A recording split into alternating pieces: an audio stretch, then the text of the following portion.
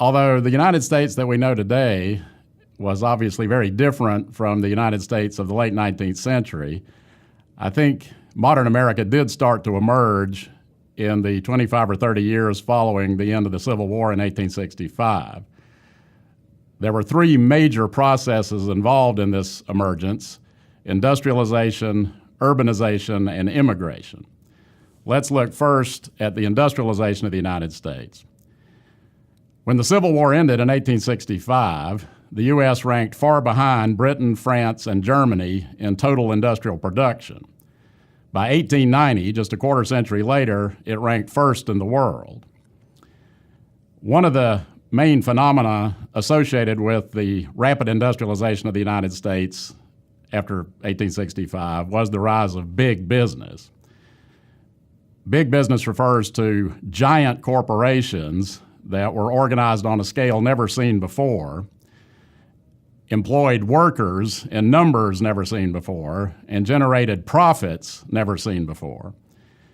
The first big business was the railroad industry. The railroad tycoons, the men who were responsible for the rapid expansion of the rail network in the United States, particularly after 1865, were sometimes referred to as robber barons. This, of course, was not meant as a compliment, and it suggested that these men lived like medieval barons, which many of them did, building massive estates, throwing sumptuous, lavish parties, and generally engaging in what came to be referred to as conspicuous consumption. One example of that would be Biltmore Estate in western North Carolina, which was just one of several Vanderbilt family properties, which also included a seaside cottage at Newport, Rhode Island, and 7 mansions in 7 blocks in New York City. The robber part suggests that these men did not necessarily acquire their wealth honestly. That label stuck and was later applied to many of the other big business tycoons of the late 19th century as well, though it was not always entirely fair. For one thing, these men didn't necessarily break many laws because there were very few laws to break. At any rate, the three greatest tycoons of the age, according to most people, would be Andrew Carnegie, John D. Rockefeller, and J.P. Morgan. Carnegie and Rockefeller were great American rags to riches success stories. Carnegie was born in Scotland, arrived in America at a young age with virtually nothing, and by hard work and ingenuity became one of, if not the richest man in the world by the beginning of the 20th century. Carnegie was involved in several industries, including the railroad industry, but he became best known as the king of the steel industry. Carnegie's empire was based in the Steel City, Pittsburgh, Pennsylvania, and by 1890, Carnegie Steel produced more steel than any other country in the world, not just any other steel company. And so he totally dominated an increasingly vital industry. Steel was used, of course, in the railroad industry, but was also increasingly being used for construction, including bridges and eventually high-rise buildings.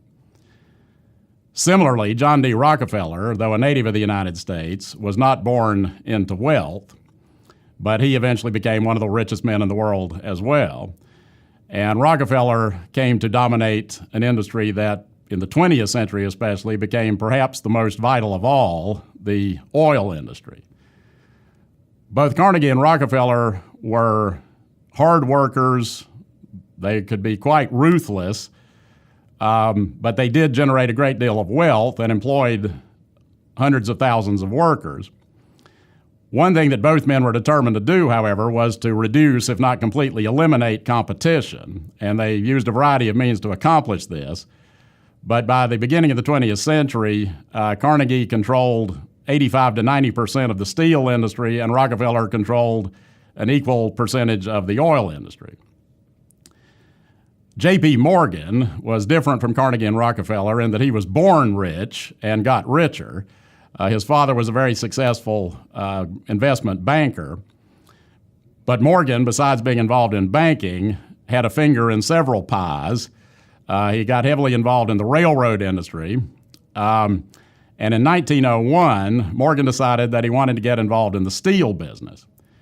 At the beginning of the 20th century, you didn't get involved in the steel business unless you dealt with Andrew Carnegie. And so the way the story is usually told, Morgan sent his representative to meet with Mr. Carnegie to ask if Carnegie would be interested in selling his entire empire to Morgan. According to the story, Carnegie took a piece of paper, wrote an amount on it, and said, "Give this to Mr. Morgan."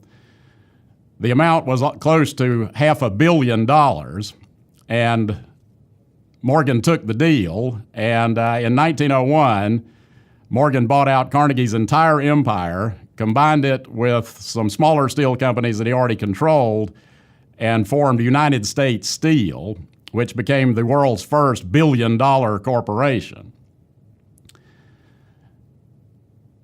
Now, at the other end of the spectrum, how did workers respond to all of this?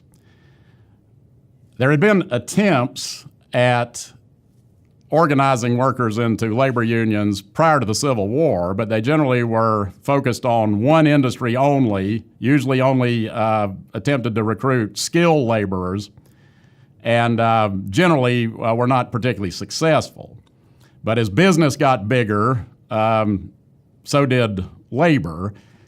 The Knights of Labor, formed in 1869, was probably the first moderately successful attempt to organize workers across the nation and a variety of industries. But the Knights of Labor never attracted a wide following for a variety of reasons, but one being that they tended to spend more time talking about broad reform and less time addressing the specific needs of industrial workers. So in 1886, another national labor organization was organized, the American Federation of Labor, the AFL, and the American Federation of Labor focused more on the immediate grievances of workers, which were similar to those today. Workers wanted better pay, shorter working hours, and better working conditions and job security.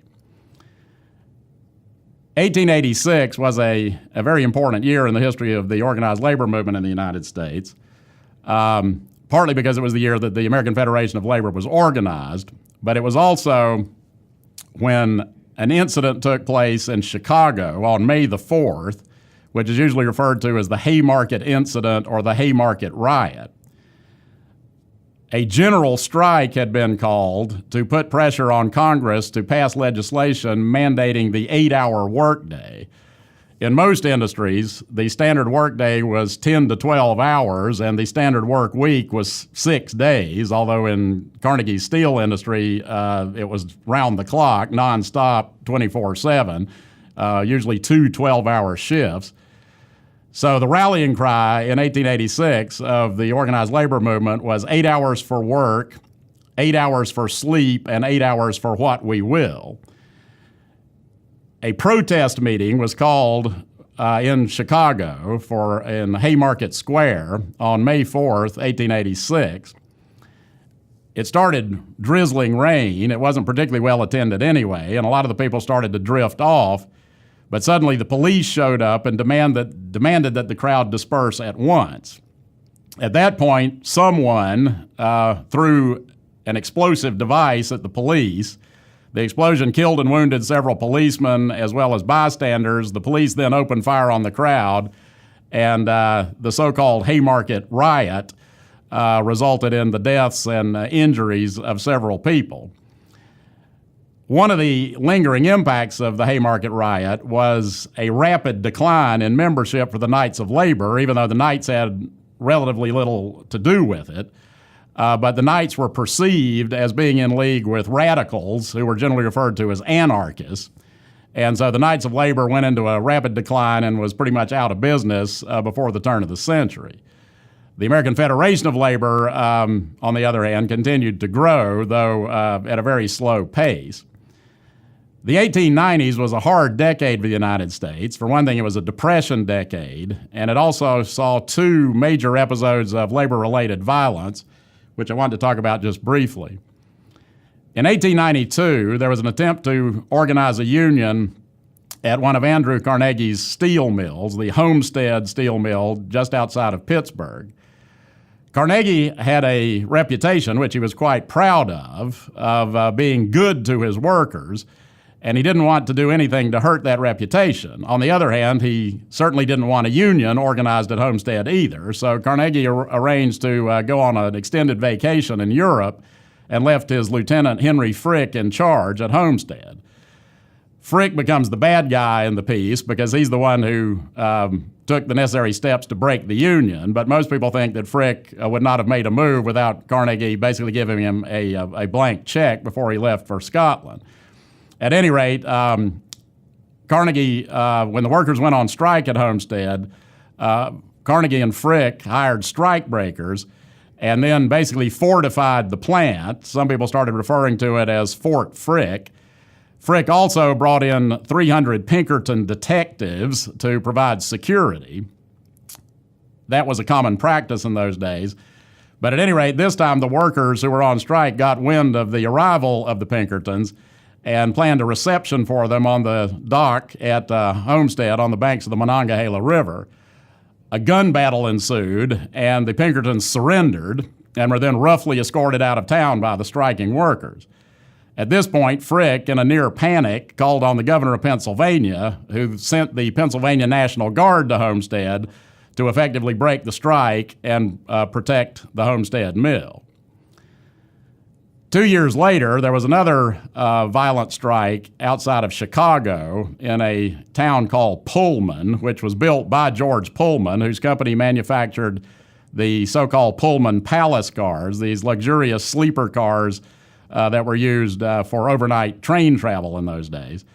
Pullman had built a model village for his workers to live in, but in 1893, the country entered a very serious economic depression, and so Pullman decided he had no choice but to lay off some of his workers and cut the wages of those who remained employed.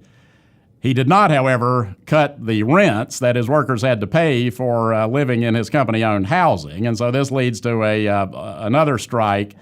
And the American Railway Union, led by socialist Eugene Debs, supported the Pullman strikers, and one of their tactics was to prevent trains from traveling on tracks in Illinois and other parts of the Midwest. The governor of Illinois was somewhat sympathetic to the strikers, and so he didn't show much enthusiasm for helping Pullman. So Pullman went over his head to the President of the United States, Grover Cleveland, who then sent federal troops to effectively break the strike. So as we begin the 20th century, the American labor movement has met lots of obstacles. It's been plagued with a series of violent strikes, and it would not really be until the 1930s that the organized labor movement would start to really make many gains. Next time, we'll look at the other two phenomena in the emergence of modern America: urbanization and immigration.